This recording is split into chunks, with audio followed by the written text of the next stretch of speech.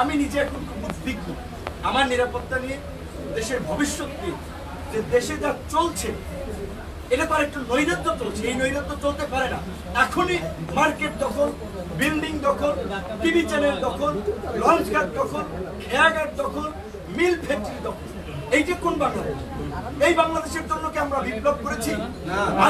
তরুণরা, আমি সেনা প্রধানকে অনুরোধ জানাবো যে আপনি যেমনি ভাবে বলেছেন গণহত্যাকারীদের প্রত্যেককে বিচারের মুখোমুখি করা হবে, বিচার তো অবশ্যই হবে।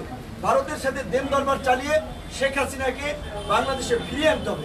এই গণহত্যার জন্য শেখ হাসিনার বিচারের মধ্য দিয়ে বাংলাদেশে দৃষ্টান্ত স্থাপন করতে হবে যে জনগণের বিরুদ্ধে গিয়ে এরকমের গণহত্যা চালিয়ে কোনো ঘাতক সরকার রক্ষা পায়নি। একই সাথে আওয়ামী লীগের এমপি মন্ত্রী, আওয়ামী লীগের এই লুটপাট এবং এই ফাঁসিবাদের সাথে যারা জড়িত ছিল অনতিবিলম্বে তাদের অ্যাকাউন্ট ফ্রিজ করে দিতে হবে, যেন তাদের অ্যাকাউন্ট থেকে বেনজিরের মতো টাকা পয়সা যেন সরিয়ে না নিতে পারে। এবং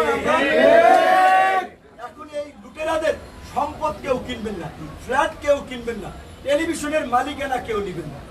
এই লুটেরাদের সম্পদ রাষ্ট্রীয়ভাবে আপনার এটা বিক্রি করে নিলামে তুলে এই আন্দোলনে যে যারা আহত হয়েছে, নিহত হয়েছে, তাদের পরিবারকে ওদের সম্পদ আপনি অল্প টাকায় কিনে নেবেন, এটা কেউ করবেন না। আমরা কিন্তু বলছি যে খুঁজে বের করবো। কাজে আমরা সেনাবাহিনী, অন্তর্বর্তী সরকার, তাদের প্রতি আমরা এটা অনুরোধ জানাবো যে এই আহতদের এখনো অনেকে চিকিৎসা নিতে পারছে না, ব্যক্তিগত আমরা এখানে নাম এন্ট্রি করবো। যারা দরিদ্র পরিবারে আছে তাদের তালিকা করে আমরা একটা তালিকা তাদের কাছে দেবো যে যারা এখন আহত এই অবস্থা আছে, এবং নিহতদেরও একটা আমরা তালিকা করব।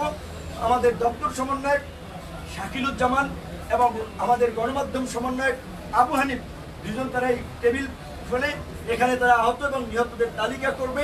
আপনারা যারা অনেকে লাশ ভয়ে এলাকায় নিয়ে যান না, অনেকে লাশের কথা বলেন নাই, তারা দয়া করে এইখানে এসে তাদের পরিচয়গুলো, নামগুলো আমাদের লিপিবদ্ধ করবেন। আমরা রাষ্ট্রপতির কাছে, সেনা প্রধানের কাছে, অন্তর্বর্তীকালীন সরকার প্রধানের কাছে আমরা এগুলো তুলে দেব।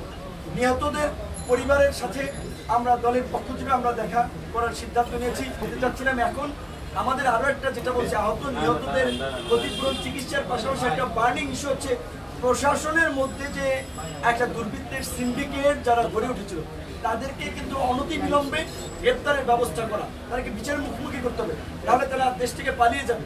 এবং সামগ্রিকভাবে যে আমাদের একটা রাষ্ট্র মেরামত বা এই মুহূর্তে ইন্টারিম গভর্নমেন্ট যেটা করতে পারে তার একটা রূপরেখা সংক্ষিপ্তভাবে কিন্তু আমাদের সাধারণ সম্পাদক উল্লেখ করেছে যে শিক্ষা প্রতিষ্ঠানে গণতান্ত্রিক মূল্যবোধ বিকশিত করার জন্য সকল বিশ্ববিদ্যালয় কলেজগুলোতে ছাত্র সংসদ নির্বাচন করা, ঢাকা বিশ্ববিদ্যালয়, রাজশাহী বিশ্ববিদ্যালয়, জাহাঙ্গীরনগর সহ 4টি যে স্বায়ত্তশাসিত বিশ্ববিদ্যালয় আছে দেশের সমস্ত পাবলিক বিশ্ববিদ্যালয়গুলোকে স্বায়ত্তশাসন দেওয়া। কারণ যদি স্বায়ত্তশাসন থাকে সেখানে শিক্ষকদের কিছুটা ফ্রিডম থাকে, ছাত্রদের কিছুটা ফ্রিডম থাকে, ছাত্র সংসদ নির্বাচন যদি থাকে এবং এই আপনার স্বায়ত্তশাসন যদি থাকে, তাহলে এই যে ছাত্র সমাজ একেবারে 52 থেকে 71, 90 থেকে 24 বারবার যে প্রতিবাদের মাধ্যমে ফাঁসিবাদ গণবিরোধী সরকারকে রুখিয়ে দিয়েছে, এইটা রুখিয়ে দিতে পারবে।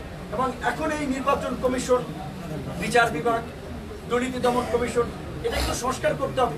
এই যে 16 লক্ষ কোটি টাকা দেশের গত 15 বছরে পাচার হয়ে গেছে, এই পাচারকৃত অর্থ ফিরিয়ে আনতে হবে।